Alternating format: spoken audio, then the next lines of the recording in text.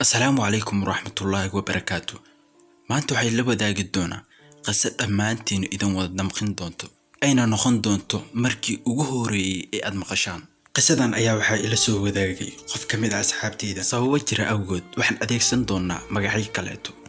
wiil lagu magacaabi jiray xasan ayadoo ay tahay kowda duhurnimo ayaa waxay si kadis ah isku barteen gabar lagu magacaabi jiray Firdowso isla waqti xaadirkaas ahayd gabar ka adeeganayso dukaan ka mid ah suuqa magaalada. xasan ayaa isku dayay inuu la hadlo Firdowso. durbadiiba Firdowso waxa ay gabar aad u dabeecad fiican una ixtiraam badan, isla markiiba waa ay u jawaabtay.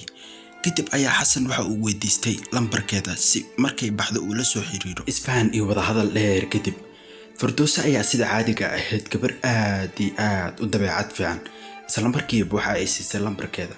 sidaas ayaynu ku soo kala tagay labadooda ee ka muuqato dhoola cadeyn iyo farxad iyo qanacsanaan. todobada haweenimo ayaa xasan waxa uu wacay Firdowso wuxuuna u sheegay inuu yahay baagamudo uusan wax shaqo faraha ku haynin. Firdowso ayaa waxa u sheegtay in uu caadi yahay ee wax kasta isbedeli karaan aysan shaqo muhiim ah laakiin uu jacaylka ka muhiimsan yahay. xasan ulajeedadiisa waxa ahayd in uu jacayl been ah ku abuuro oo sharafteeda ku ciyaaro. Firdowso ayaa waxa ahayd mid maalin walba maalinta ku sii xigtay si jeclaanaysa oo jacayl xoog leh u sii qaadaysa xasan ayaa u suurta gashay wax walba uu rabay, isla markiina qalbiga ka xaday Firdowso.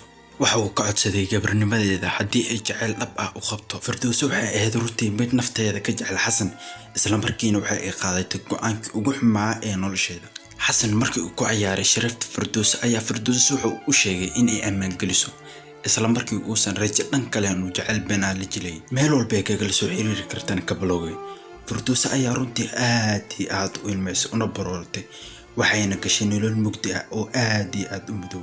bilooyin kadib Firdowso waxa dib u soo xiriiray xasan ayaa wuxuu Firdowso u sheegay inuu xiriirkooda dib u soo celiyo ayna ka raali noqoto wax walba oo dhaxmaray. Firdowso ayaa durbadii ogolaatay inuu xiriirkooda dib u soo celiso.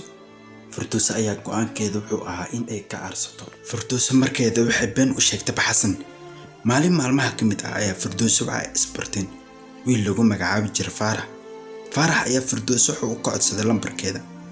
Firdowso ayaa isla markiiba waxa ay siisay lambarkeeda. waxay wadaba bilooyin dheer kadib Faarax ayaa wuxuu Firdowso ka codsaday inuu rabo inuu guursado una ka dhigto xaaskiisa. Faarax oo ahaa mid u jeeday mustaqbal iyo guur. Firdowso ayaa durbadii ka aqbashay guurkeeda. xasan waxa uu maqlay guurka Firdowso durbadii waxa uu soo wacay Firdowso ayaa u sheegtay isla markiiba in la guursan doono dhawaan aysan rajo ka lahayn ee ka arsanaysa kaliya. xasan oo murugsan ayaa abtigiisa dhalinyaro ah u imaaday. waxa uu una sheegay inuu guursan rabo dhawaan loogana baahan yahay door weyn inuu ka qaato guurkiisa. waxaa la gaaray maalinta guurka, waxaa la isugu yimaaday hool weyn. waxa dhacday wax lama filaan ah oo la aamini karin. xasan wuxuu aamin waayay in abtigiisa uu guursanayay saaxiibadiisa hore. Firdowsona waxay aamin weysay in Faarax uu abti u yahay xasan oo barooranaya ayaa waxa uu aaday kaligiisa qol, wuxuuna aad ugu xumaaday gabadhii uu sumcadeeda ku ciyaaray inuu maanta guursanayo abtigiisa Faarax. waxa laga xumaado laga sii damqada ah in Faarax iyo xasan iyo Firdowso ay haddana meel ku wada nool yihiin. sababta ugu wacan ayaa ah in xasan uu yahay baagamudo uusan shaqeynin meel uu jaan iyo xirib dhigowsan lahayn. waxay ka soo wareegatay maalmo dheer kadib maalin maalmaha ka mid ah abtiga oo shaqo ku maqan ayaa waxaa si kedis ah indhaha isku saaray Firdowso iyo xasan. waxayna xasuusteen jacaylkiisa oo wada dhaxmaray. nabaradii ayaa damqaday, waxaana qaaday shaydaan. abtigiisa ayuu u dawmaray xasan ilaa maanta sidee ayay ku wada nool yihiin. abtigiisa Faarax weli ma uusan fahmin dhagarta uu ku wada wiilku abtiga u yahay xasan. adigan hadda i daawanayo, haddii qiso taasoo kale aad la kulmi lahayd ma fashili lahayd mise waa ka gaabsan lahayd? commentigana la wadaag ra'yigaaga.